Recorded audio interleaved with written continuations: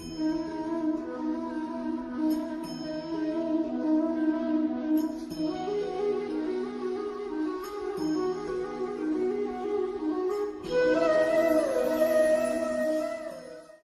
साथियों, मैं आचार्य रमेश दसवान आपका स्वागत करता हूं मेरे इस वीडियो चैनल जिसका नाम है ज्योतिष दृष्टि। मित्रों, दीपावली का पर्व बड़े आनंद और हर्षोल्लास से मनाया जा रहा है।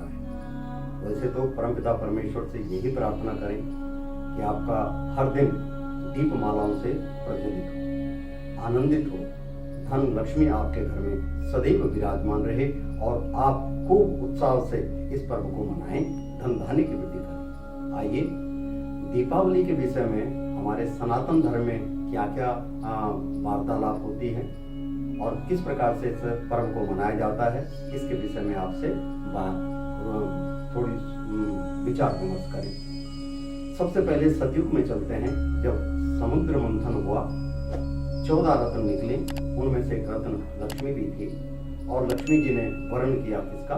नारायण। इसी में विष भी निकला। विष को जो है भगवान शंकर जी ने अपने कंठ तक धारण कर लिया, लेकिन कंठ तक जाते जाते विष को भगवान शंकर जी ने सोचा कि मेरे हृदय में तो राम का निवास होता है, यदि वह विष अंदर चला गया तो मेरे राम को, मेरे नारायण को परेशानी होगी। तो भगवान ने अपने कंठ में उसको धारण कर लिया और नीलकंठ कहलाया। इन्हीं विष के साथ में, लक्ष्मी के साथ में अलक्ष्मी अर्थात दरिद्रता भी उत्पन्न हुई।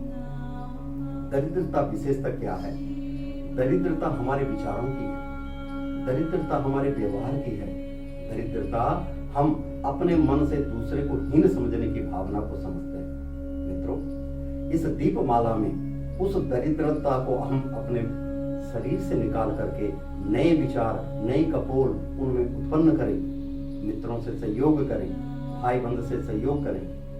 इस दीपमाला के पर्व में उन अंधकार के दियों को बुझा करके उसमें रोशनी का प्रकाश उत्पन्न करें, तभी दीपमाला सार्थक कहलाती है। तो उस समय जब लक्ष्मी जी का उद्भव हुआ तो लक्ष्मी जी सब जगह व्याप्त हो गई और हर जगह जो है आनंद की प्रतिभूति होती है।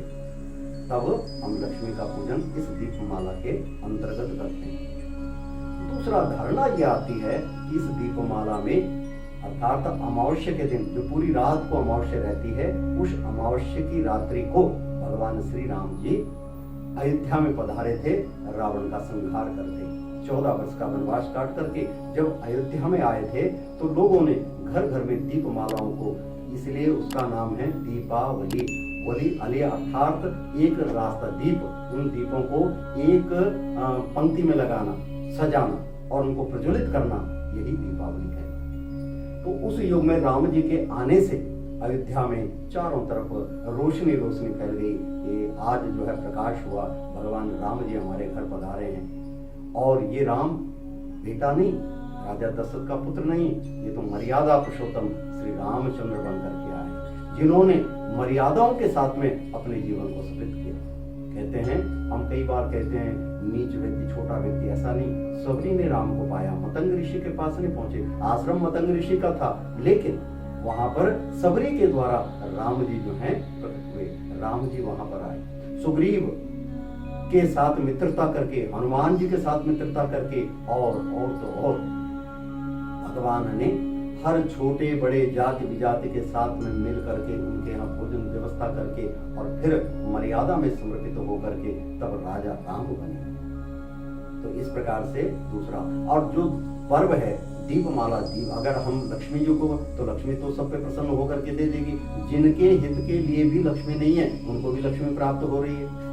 जो तो शुभदायक काम करते हैं, धन धान्य को दान पुण्य में व्यक्त करते हैं, उनको तो आनंद प्राप्त होता है। लेकिन जहां पर दान पुण्य नहीं किया जाता, वहां पर दुविधा पड़ती है। तो भगवान ने कहा तुम ऐसा करो, कुबेर को बुला लो। कुबेर को बुला लिया गया और कुबेर की पूजा की गई। कुबेर से लक्ष्मी जी ने कहा आप इस व्यवस्था को संभालें, लेकिन कुबेर तो महाकंजूस, अब कुबेर कहाँ धन दे, वो तो सब संग्रहित करने में लगे रहे। तो इस चीज को कैसे व्याप्त करें? तब भगवान ने कहा, नारायण से बात हुई तो नारायण ने कहा तुम एक काम करो, भगवान गणेश जी को इस कार्य के लिए बुलाइए, क्योंकि वही रिद्धि सिद्धि के दाता है। वही सबको संपूर्ण भाव से करते हैं, गणनायक हैं। इसीलिए तो कहा है गजाननम भूत गणादि सेवितम कपित्यजम्बो फलचारु भक्षणम नासितम शोध विनाशकारकम नमामि विघ्नेश्वर पाद पंकजम।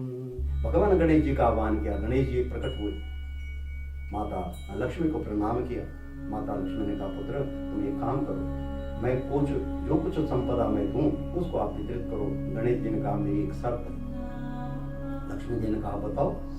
शर्त यह है कि जिस व्यक्ति के लिए मैं कहूं उस व्यक्ति को आपको धन देना होगा, यानी जिस व्यक्ति के विषय में मैं बताऊं उसी को, बाकी को नहीं देना। तो माँ लक्ष्मी ने कहा ठीक है। और इस प्रकार से सिद्धि रिद्धि सिद्धि के दाता गणनायक विघ्नहरण मंगलकरण इन भगवान मंगल मूर्ति इस गणेश जी को यह कार्य दिया गया। माँ लक्ष्मी, इसीलिए गणेश जी की पहले पूजा की जाती है, उसके बाद माँ लक्ष्मी की पूजा की जाती है। कहते हैं जहां पर गणेश जी प्रसन्न होते हैं, विघ्ननाशक और आनंददायक, जहां पर गणपति महाराज प्रसन्न होते हैं, माँ लक्ष्मी भी वहां चली आती है। इसलिए गणेश जी की पहले पूजा होती है, फिर लक्ष्मी जी की पूजा होती है, फिर कुबेर महाराज की पूजा होती है। इस प्रकार से इस पर्व को बड़े धूमधाम से मनाया जाता है। और भी है कि इस दीपमाला को क्यों मनाया जाता है, इसके विषय में बड़ी सुंदर बातें दी गई हैं। बातें क्या दी गई हैं कि त्योहार बड़ा आनंददायक है, पुत्रदायक है, यशमान वृद्धि कारक है, अनेक प्रकार से लाभ देने वाला यह पर्व धन धान्य की वृद्धि करता है। और इस वृद्धि कारक पर्व को दिवाली मनाने के संबंध में और भी कई कारण हैं। कहा जाता है कि इस दिन भगवान ने राजा बलि को पाताल लोक का इंद्र बनाया था।